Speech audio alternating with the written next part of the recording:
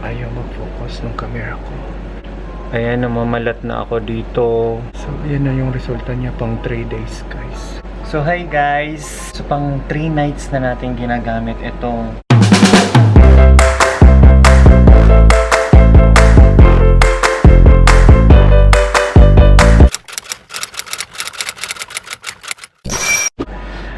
Very Skin Derma product.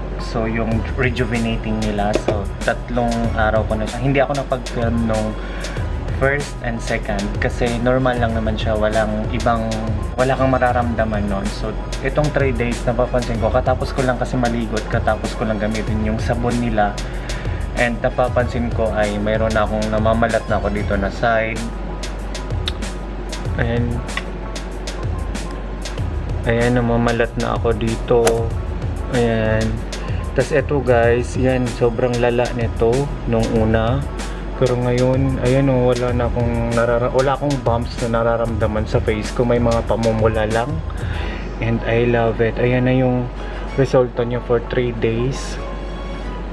At patuloy akong magpi-film 3 up to 7 days ba? Kasi yun yung sabi nila doon. Try natin kung gaano nga ba siya mag-work sa akin. Kasi kaya ko sinusubukan to dahil sobrang dami kong blemishes this time at sobrang lagi akong tinutubuan ng pimples. Pero nung ginamit ko na to, walang bagong lumabas. So bear with me guys, i-update ko pa rin kayo sa starting today dahil 3 nights kong ginamit ito. I-update ko kayo up to the time na mag-final review ako for this product. So, excited ako. Ayan guys, so pang 3 nights. Namamalat na ako. Ayan o. Dito namamalat na ako. Ayan na. Dito ako na unang naman sa namamalat. Yan yung grano ng mukha ko. So, update ko kayo. So wala ka namang gagawin. Yung toner lang, papahid mo lang upward.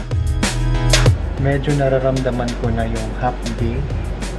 Pero tiis ganda tayo dahil pinili natin ito. Normal lang yan. Mga dead skin mo na tinatanggal nila. So naminipis na yung mukha mo. And hindi siya makate.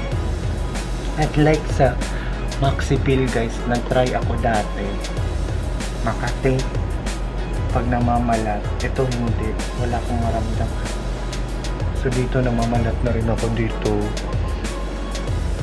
Ayaw mag-focus ng camera ko. So ayan na yung resulta niya pang 3 days.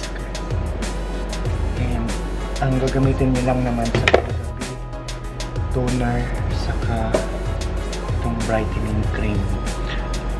So i-update ko kayo lagi sa resulta nito. Laki ng mukha ko dito. So yan lang muna guys. Babalikan ko kayo